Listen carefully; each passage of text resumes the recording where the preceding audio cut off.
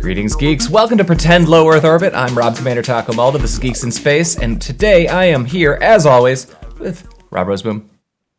Hello. Chris DeBona. Hi. How we doing, gentlemen?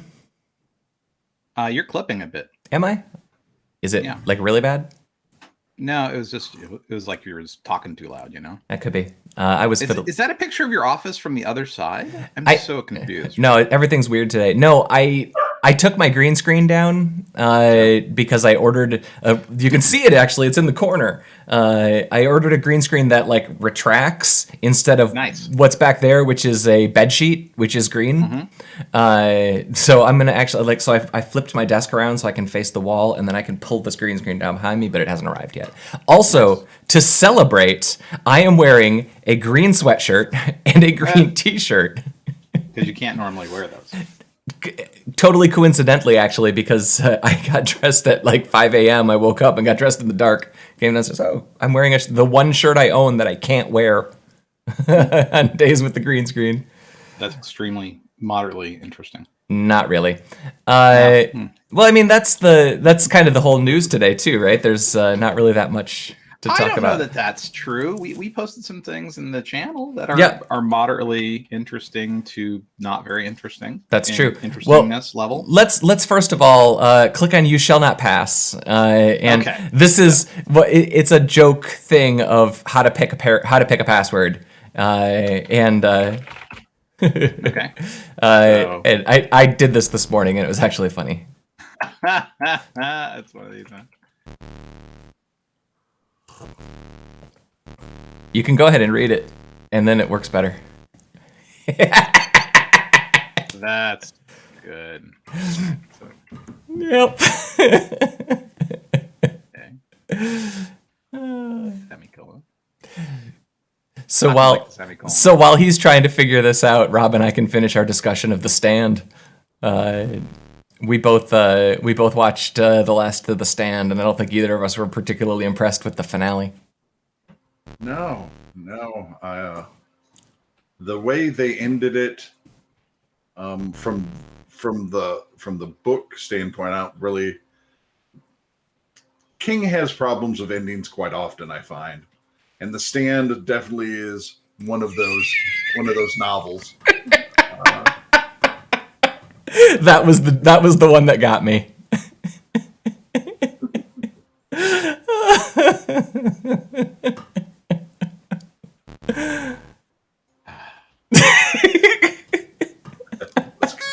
Yay! It's already in use. After 11 attempts. I think that's a fib. No, I was actually reading through, and there were people who were pasting the different versions that they had.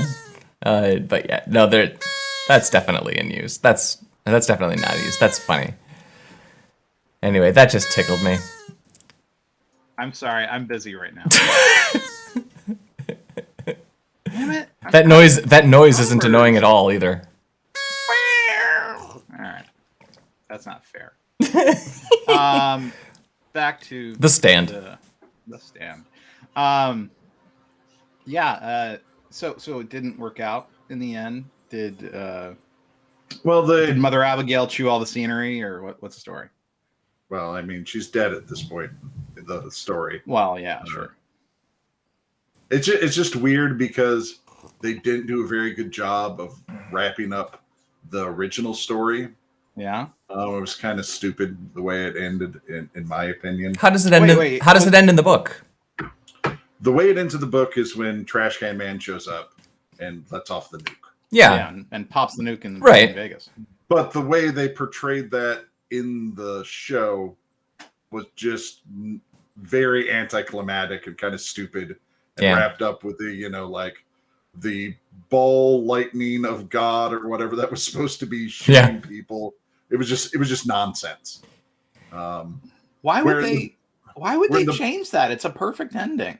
Right. In the book, it's more about, evil's biggest flaw is that it consumes itself, right? So it's kind of a metaphor for that. Sure. And so but they don't do a very good job of portraying that in the second to last episode. And then the last episode, evidently Rob informed me, was just something Stephen King wrote specifically for the show. It's not in the book at all, and it adds nothing and is just very odd. The Ballad of Stu Redman or something? I mean, if anything, I felt that it was a cop-out because it felt to me like they were setting up the potential for a sequel for a second season, and that did not fly for me. Like, I liked... Do you want to do like a Standing Dead, and have it go for like 9 seasons or something? So Stu and... I can't remember the female's name. Molly Ringwald? No. Anyway, she decides... Franny. Yeah, she wants to go back and see the East Coast because they have a baby now. So they go and they meet the spirit of Flag and a reincarnated Mother Abigail. Fighting throughout time and space, the eternal champion versus the eternal foe. I mean... No, they kind of meet her at a house they stop on the way. There's a bunch of fucking Cracker Barrel full of bad plot points, Kinda, I guess. I don't know. It was really stupid, which was a shame because I thought this was a pretty good representation of the book. Yeah, up until like the last 90 minutes of it, which is all kind of shit.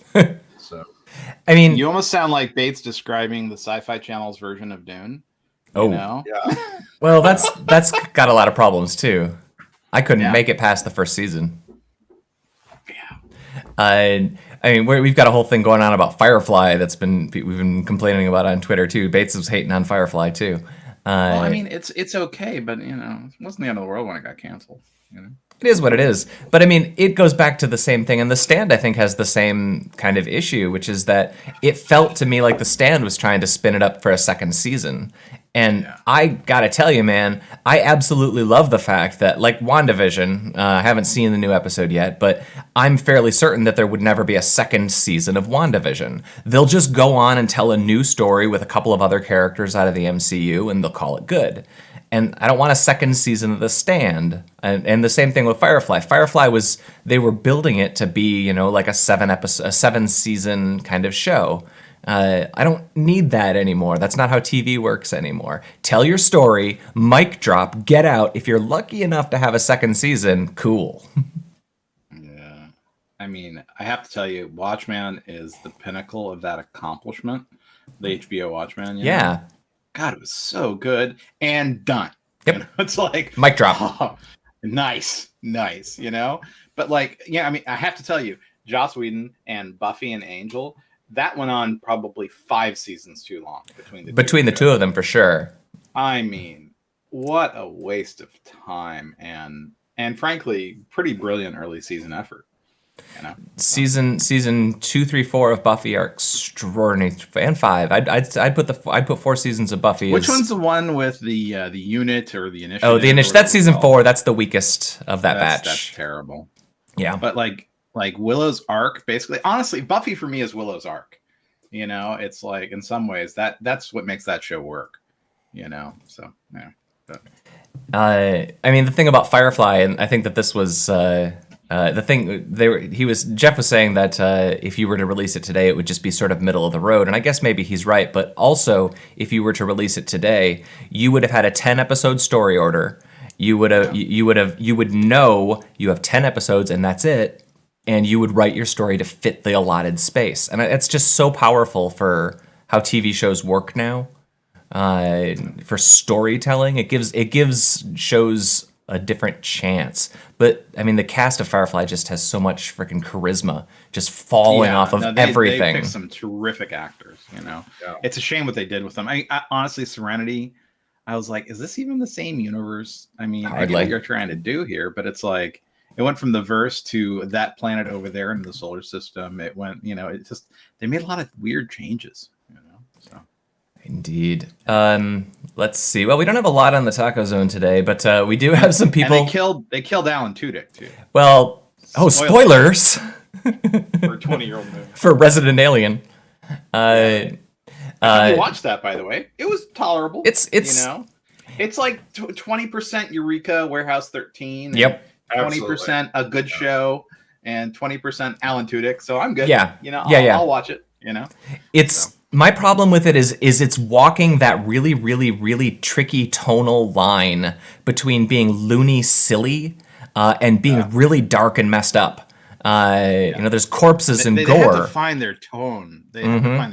But that's definitely a very tricky line to walk, and one that can go in either direction very easily. Yeah. So I kind of feel if they're doing anything, it's a little bit too silly. Yeah. But yeah, we'll see if they figure it out. It's the same thing that every show has, right? The first, like the traditional rule with TV shows is the first episode is the show creators' baby. The first season is all the writers, and then the second season is the writers have now taken the feedback of the audience and the performances of the actors, and if they blend those things correctly, then the show flies. And you don't get that. That's the thing you don't get with these modern shows that have the 10-episode upfront story arc. The show is basically written before you know if the character and the relationship works on screen. That's definitely the shortcoming of these things. Now you have to nail it right away. Mm-hmm. You don't get time to adjust. So, yeah. Which of you guys shared the story of the dude stuck on an island?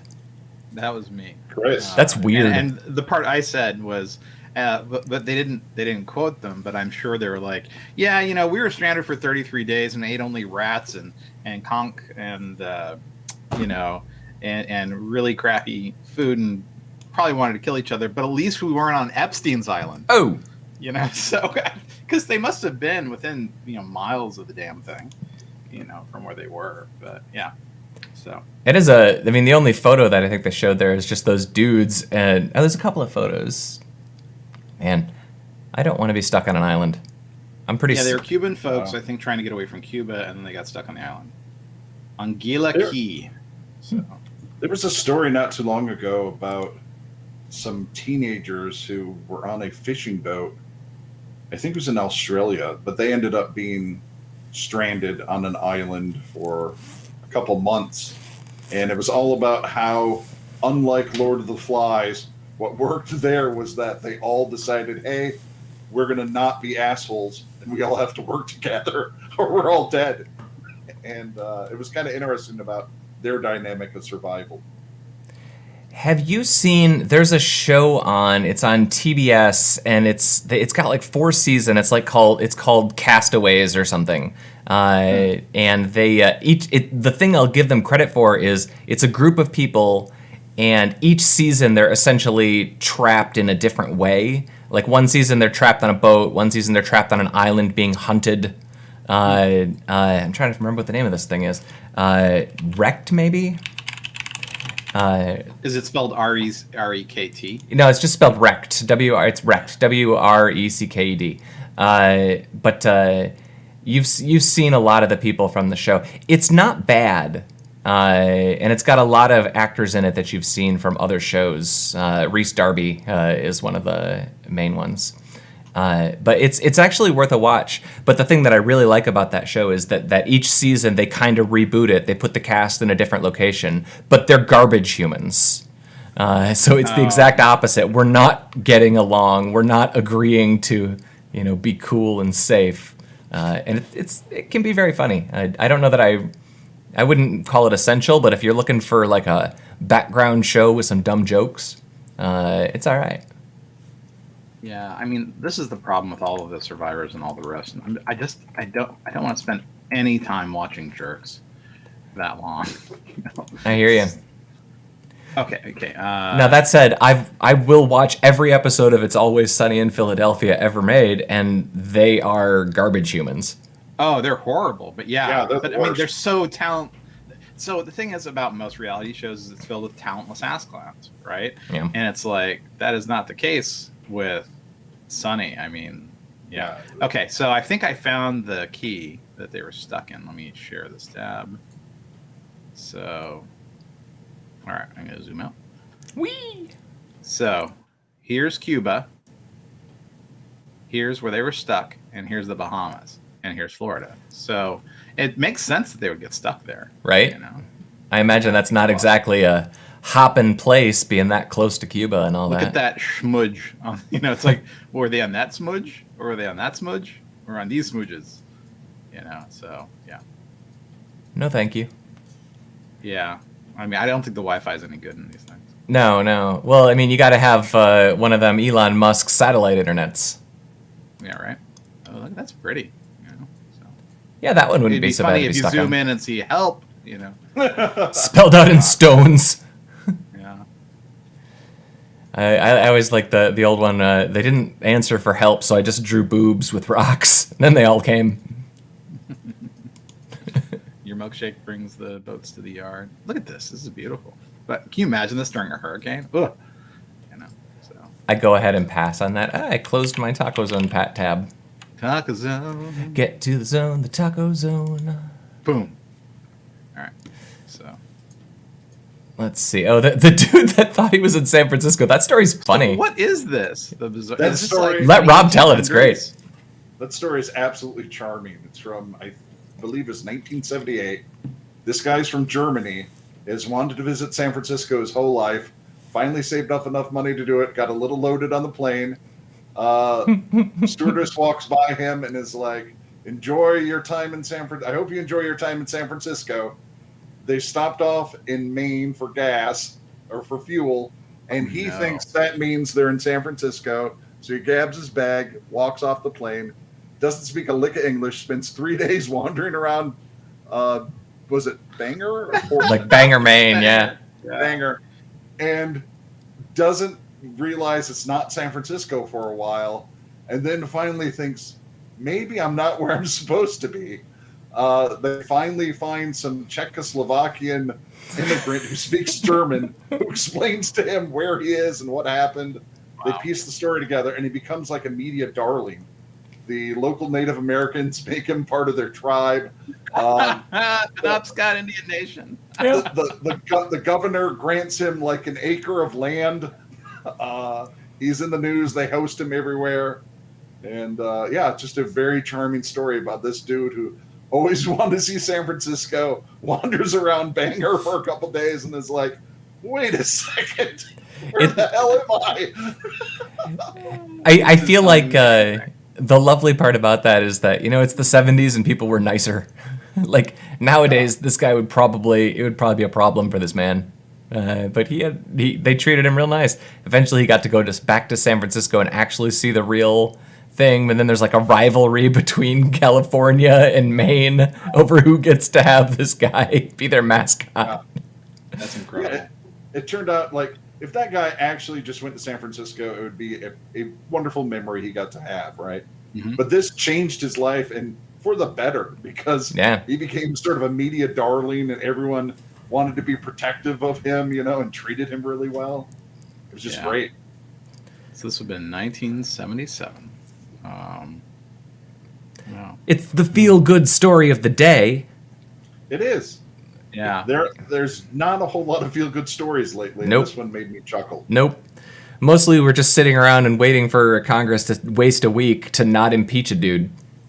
Look at this happy guy, right? Yeah. How can you not love this beer-swilling monster? He's terrific. And just accidentally wanders off the plane at one of the layovers. So here's the thing. If it was the exact opposite, so if he had flown to San Francisco, but he wanted to go to Maine and he got off in San Francisco, you wouldn't know this guy's name. San Francisco would have chewed him up, spit him out, and not cared one bit. For sure. The good people of Bangor, Maine, the Penobscot Indian tribe, they know how to welcome a fella. Oh, yeah. Right? So, okay, we got a few more. A kind of a more serious one. Chris, what do you know about the last Intel source code leak? So if this is the Intel management engine, this is the piece of the code they actually had some trouble with a couple of years ago with people compromising it. And it's my understanding, and I don't know if this is true. I have not looked at the code. But apparently this is the last place that Minix ended up. Oh! That the Intel management engine is Minix, from what I understand. Crazy. I don't know if that's true. I have not read the story. It's just something I heard in passing. Ambaloo, find that out. Answer that for us. Yeah. Yeah, on blue. You're on it, buddy. Yeah, we're tasking you.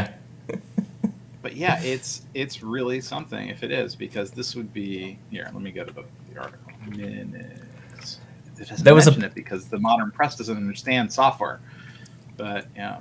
Well, that's a weird piece of legacy history too. Yeah. Anyway, I didn't know anything really about this story except it made the rounds, and it seems like a pretty big deal. Oh yeah. The repository contains data proprietary concluded from dozens of companies. And actually, who's at the root of that? VA Linux, our employer. We did a lot of work on IME and automating IME. That was what was VACM, which led to the modern age of system management for these baseboard management controllers. Baseboard? Yeah. Way to go, VA. Well, eventually absorbed into GameSpot. Exactly. Are you still hodling your GME? Yeah, no, I've got my stock right over here. Let me get it. Time in hand, bitches. Yep, Time in hand. Time in hand. 1999 or 2000. 2000. I've been hodling GameStop. Kind of. Somebody said that it didn't actually become GameSpot. It became something else. Well, that's a good question, right? Because it depends on how it worked, right? Because when we got out of the hardware business and did the $3 billion goodwill write-off, we were no longer the hardware business, right? So if you're trying to draw a line from the Intel management engine and the Itanium work to GameStop, you take the wrong fork in the road. There's a lot of forks. But same thing is true with Slashdot, right? Oh, for sure. Slashdot ended up part of DICE, ended up part of the nation of Canada, and then the Penobscot Indian tribe adopted it somewhere. That's right. And then that's right. And then there's a war between Maine and California over who doesn't have to have it.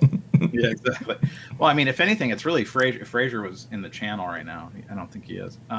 He would be the true diamond hand hodl. He was at GameStop till the end, so last man standing. Beginning with Willie, and he lasted through all the changes, and then he finally left. I don't know, 3 years ago. Better man than me. So, yeah, they handed the handoff to GameStop, and then he went to that merch company, and now he's just doing consulting. So we talked on Tuesday about the water system hack. Krebs has actually an article about that, which is Baloo found it. Oh, no, he's just talking about Minix. There we go. Minix, yeah. Way to go. I think they spelled it wrong on that one. All right. Minix. Andrew Tannenbaum, last thing. Okay, water system hack. Well, I mean, there's not a lot to that article, but it's a follow-up with a lot more information. I think this is a little much, Well, his point was that the changes that the guy made to the system were Looney Tunes. And they were caught before they were implemented. Yeah, and it's weird because normally that sort of information doesn't get out into the wild, but it's a good summary of the story, and it was better than what I had read on Tuesday.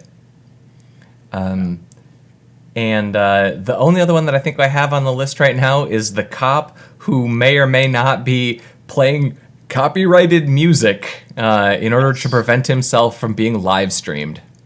Yeah, so he was playing Yesterday by the Beatles and playing Santeria by Sublime. So there you go. And that was to avoid being live streamed. In theory. I kind of buy it.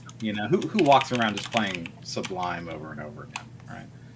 Well, and the interaction started when he, was having a conversation with a guy.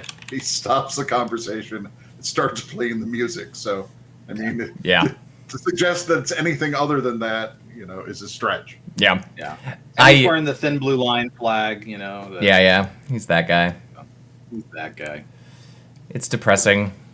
I get it, man. Thanks, Sam Blue. Most cops are cool. Most cops are cool, but there's a few dudes out there who really are not. They really don't need to have a badge and a gun given them by power. I mean, I'm kind of harsh about that. You should wear your body cam, and if anything happens to your body cam, then you don't get to have your rules, your special cop protection rules. The end. Right. The camera is what makes that legal. That's what the law should be. Yeah. And I got to say, I know sometimes you got to take somebody down and throw them to the ground and put cuffs on them. I get it, right? And the thing is, if there's a body cam and it shows someone, given significant guff, okay, sure. I mean, the thing is, the body cam protects them. It allows them to be the cop. That's right. It does, and these were all the arguments for it when most places now have that rule where you have to have your body cam on, right? But it really hasn't changed anything. Right. I think a lot of people would hope. Except that you read with some regularity, you read the story about, and weirdly enough, the body camera was turned off. It's like, it's shocking. Then I guess you weren't a cop while that camera was off. That doesn't. He was really doing a citizen's arrest. Sure. It just only seems to happen like in situations where Epstein accidentally suicides himself. He gets suicided when the cameras go off. It's not funny, but it's like, and it's weird how it only happens around black people. Isn't it strange? Ouch. What a coincidence! I can't put my finger on it. That's the last big hullabaloo. All those body cams are on. It didn't make a difference. That's all I'm saying. That's true. Which hullabaloo? The Capitol. I mean, we have video of the Capitol insurrection. It doesn't seem to make any difference at all. Well, that one too. That's what I'm saying. Like the idea that they're not shutting off their body cams. They don't care because there's no consequence. It hasn't made a difference at all. If there's no consequence, there will be no change of behavior. And with you, I was in that same boat where I thought, yes, this is good for you too. It's good for the citizens. It's good for you. It's good for the companies selling enormous amounts of cloud resources. Yeah. It's great for them, and it will help get rid of some of these shadier practices. But in reality, it turns out that no one cares. Yeah, I think it was, I don't remember who said it first, but it was the first step to a police state is hiring police. It's like you don't get one without the other, but well, stand by everybody for our next. Was it stand by and sleep up or whatever the hell Trump said, the Proud Boy jerk bags. What a country. It's all right. Everything's gonna be fine. We're just gonna run our Minix and have our body cams. But 30 years ago, there was a German tourist. That was lost, right. And we were really nice to him. Heartwarming. Yeah, so doesn't that count for something, really? Right. Yep. We look past his German national past and the flaws therein. Can't people look past our flaws? I have too many flaws. I think that's not being fair to yourself. I'm basically just walking garbage. You're not walking. That's true. I don't have a long enough monitor cable to activate my standing desk right now, so I have to sit. Oh dear God! You're not a walking piece of garbage. You're just garbage. I'm sitting garbage, stewing in my own filth. You're more like Madam Trashy. There you go. More like that than Trash Man. Yeah. Well, Trash Can Man was just a metaphor for good versus evil. Therefore, we have to have another season. The Trash Can Man Chronicles. It's a prequel. I don't think that dude's coming back because even before the nuclear bomb blew up, they showed him as basically looking like Pizza the Hut. Yeah, he has severe radiation poisoning. At least I was a little bit worried that they were going to make Larry survive because he was underwater during a nuclear explosion. In the back of my head, I'm like, please don't have him show up to town. Don't refrigerator him. And they did. And instead, they just end with Randall Flagg making contact with a Brazilian rainforest tribe who has never seen white people before and becoming their god. So. Yep. This sounds like a terrible. It's awful.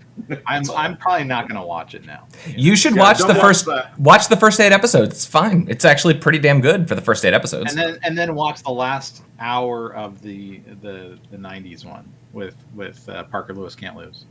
Yeah. All right. I'm not going to do that.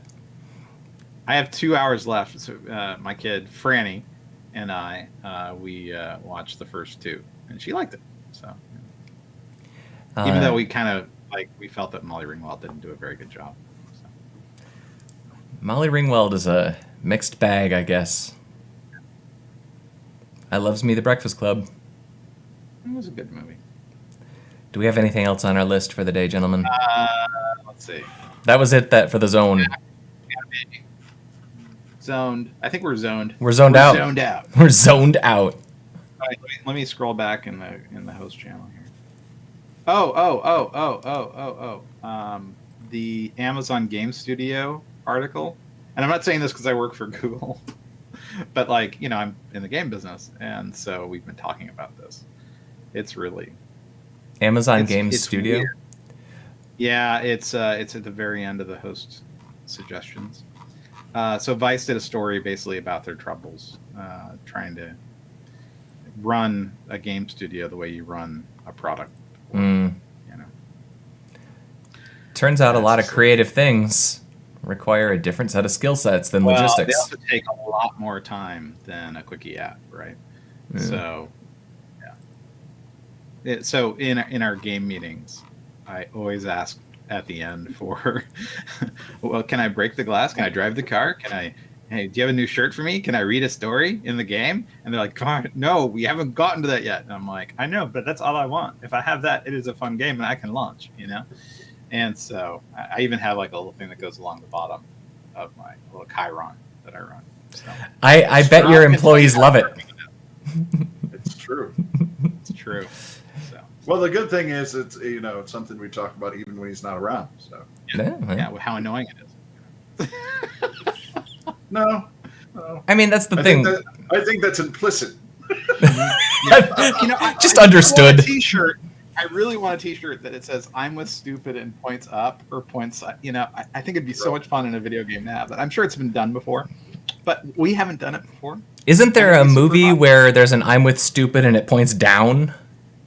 I seem to remember that. And people have gone in every direction with the hero. It turns out that stupid is all around us and within.